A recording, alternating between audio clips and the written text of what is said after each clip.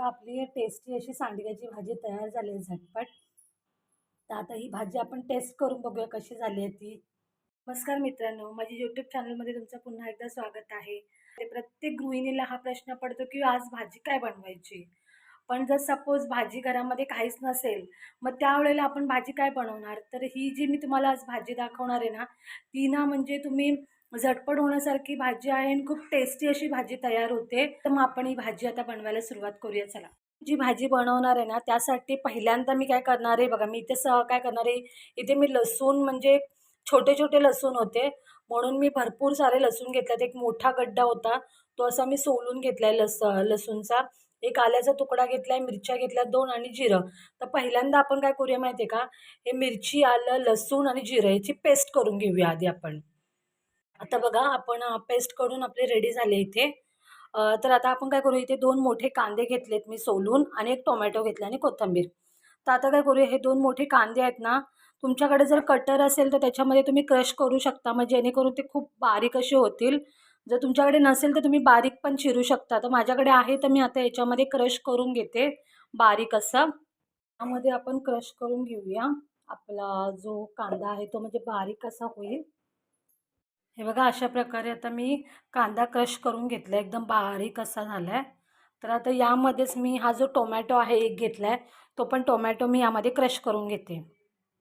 आता इथे बघा आपला टोमॅटो पण क्रश करून तयार आहे. कांदा पण क्रश केला आहे बारीक एकदम. कोथिंबीर आहे, लसणाची पेस्ट पण तयार झाली आहे. तर आता आपण काय करूया, ज्याची आपल्याला भाजी बनवायची ते आपण आता साहित्य रेडी करूया. तर हे बाजूला ठेवते मी, हलवू नका. आता इथे बघा मी 3 चमचे बेसन घेतले आहे. याच्यामध्ये आपण पहिल्यांदा चवीप्रमाणे मीठ घालून घेऊया. त्यानंतर लाल तिखट घालूया. घरगुती लाल मसाला जो आहे तो घालूया. तिखट जसं तुमचं मसाला कसा तिखट असेल त्याप्रमाणे तुम्ही घालू शकता. नंतर हळद पावडर. आता हे सर्व मिक्स करूया एकत्रित. आणि यामध्ये आपण जी पेस्ट केली आहे, आलं, लसूण, मिरची, ही पेस्ट आपण यामध्ये घालूया. यामध्ये पाणी लगेच घालायचं नाही आपल्याला. हे पूर्ण ना आता हे ओलसर आहे थोडंफार आलं लसणाच्या पेस्टमुळे. तर त्या पेस्टमध्येच आपल्याला हे चांगलं एकजीव करून घ्यायचं आहे. जसं आपण पीठ मळतो तशा प्रकारे गोळा तयार करून घ्यायचा आहे आपल्याला पिठाचा. आलं लसणाच्या पेस्टमध्येच ते झालं आहे, म्हणजे मला पाणी एक्स्ट्रा काय घालायची गरज पडली नाही. तयार करायचे आपल्याला. सांडगे कसे करतो तशा प्रकारे पण तुम्ही कोचून असं टाकू शकता अशा प्रकारे. तुम्ही आता असे ओबड धोबड असं पण जरा कोचून म्हणजे छोटे छोटेसे सांडग्याच्या प्रकार टाईपमध्ये केले. तुम्ही असे गोल पण करू शकता किंवा तुम्हाला जसं कोचायचं आहे किंवा कोचून वगैरे पण तुम्ही असे करू शकता. तर इथे मी थोडं पाणी गरम करत ठेवलं आणि इकडे कढई गरम करत ठेवली आहे. तर आता कढईमध्ये पहिल्यांदा आपण तेल घालून घेऊया. गरम झालं, यामध्ये थोडंसं जिरं घालून घेऊया. त्यानंतर मोहरी, कढीपत्ता, त्यानंतर आपण जो कांदा क्रश केला तो यामध्ये घालूया. तर कांदा बघा आपला लालसर असं झालं आहे. आता यामध्ये जो टोमॅटो आपण क्रश करून घेतला आहे तो पण यामध्येच घालूया. आपल्याला कांदा आणि टोमॅटो मस्तपैकी भाजला गेला आहे. तर आता आपण यामध्ये घरगुती लाल मसाला घालूया. तिखट आधी तुम्ही घातलं होतं त्या ह्याच्यामध्ये पण, जो आपण सांडगे बनवले होते त्याच्यामध्ये. तर त्यामुळे तुम्ही तिखट आता घालताना जास्त घालायचं नाही आहे, कारण का खूप तिखट होऊन जाईल भाजी नाही तर. त्यानंतर यामध्ये आपण आता धना पावडर घालूया. 2 चमचे धना पावडर घालते. चमचे गरम मसाला घालूया. हे सर्व एकत्रित करून घेऊया. इथे पाणी पण आपलं गरम झालं आहे.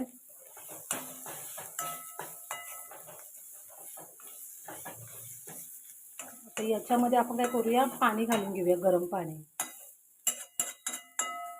कुठल्याही भाजीमध्ये ना गरम पाणीच घालायचं शक्यतो, ज्याने चव चांगली येते. तर इथे बघा मी काय करणार आहे, इथे मी बघा पेस्ट करून घेतली होती मगाशी.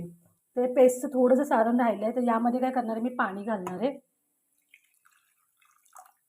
आणि हेच पाणी मी यामध्ये मिक्स करणार आहे.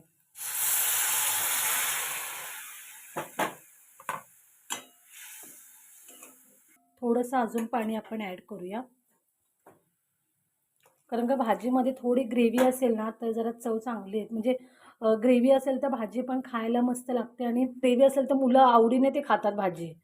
त्याच्यामुळे जर सुकी सुकी भाजी पण एकदम चांगली वाटत नाही, त्यामुळे थोडीशी ग्रेव्ही असावी म्हणून मी पाणी जरा जास्त घातलं आहे. तर आता ह्याला चांगलं उकळू द्यायचं, चांगलं शिजू द्यायचं. याच्यामध्ये आता थोडी हळद पावडर घालूया आपण. त्यानंतर मीठ मगाशी आपण त्यामध्ये पण घातलं आहे, तर आपण यामध्ये थोडं कमी मीठ घालते मी, अगदी चवीप्रमाणे, जेणेकरून मीठ जास्त होता कामा नये. आता ह्याला सर्व आपण मिश्रण चांगलं शिजू देऊया आपण 5-10 मिनटं चांगलं. आणि शिजल्यानंतर मग आपण त्यामध्ये आपले हे जे आपण सांडगे तयार केले ते घालून घेऊया. आता मी काय केलं, 5-10 मिनटं मी ती जी ग्रेव्ही होती ती आतल्या थोडीशी शिजू दिली होती. आता या स्टेजला आपल्याला जास्त पण पाणी आटवायचं नाही आहे. हे बघा, थोडंसं पाणी असं याच्यामध्ये राखून ठेवायचं आहे. आता यामध्ये आपण काय करूया, आपले जे हे सांडगे आहेत, कारण काही सांडगे पण यामध्ये शिजायला पाहिजेत, त्यामुळे हे सांडगे पण आता आहेत. म्हणजे हे आधी का करून ठेवले बघा, जरा सुकले गेलेत बघा. आता आपण यामध्ये एक एक करून सोडूया आणि बारीक गॅस करून एक 10 मिनटं याला शिजू द्यायचं. त्याच्यामध्ये थोडीशी वरतून कोथिंबीर घालते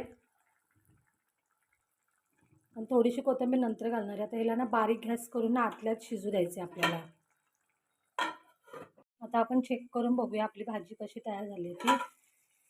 थोडंसं आपण अजून एक शिजू देऊया. आता जी थोडीशी कोथिंबीर राहिली आहे ती कोथिंबीर सर्व मी यावरती घालते. अजून एक फक्त 5 मिनटं मी याला अजून जरा शिजू देते, त्यानंतर आपली भाजी मस्तपैकी रेडी होईल. म्हणजे आता मी 5 मिनटं अजून शिजू दिलं होतं, तर आता आपली भाजी मस्तपैकी तयार झाली असेल. आपण चेक करून बघूया. बघा, आता आपली भाजी मस्तपैकी तयार झाली आहे. आता मी जास्त पाणी आटवणार नाही आहे, नाहीतर मग पूर्णच घट्ट होऊन जाईल ती आणि थोडा पण ओलसरपणा राहणार नाही. तर आता गॅस बंद करून घेते. बघा, टेस्टी अशी आपली भाजी तयार झाली आणि अगदी झटपट अशी झाली आहे. तर ही भाजी आपण टेस्ट करून बघूया कशी झाली आहे ती. आणि जर तुम्हाला माझी ही रेसिपी आवडली असेल तर प्लीज माझ्या चॅनलला सबस्क्राईब करा, लाईक करा. पुन्हा भेटू नेक्स्ट व्हिडिओमध्ये. Bye bye.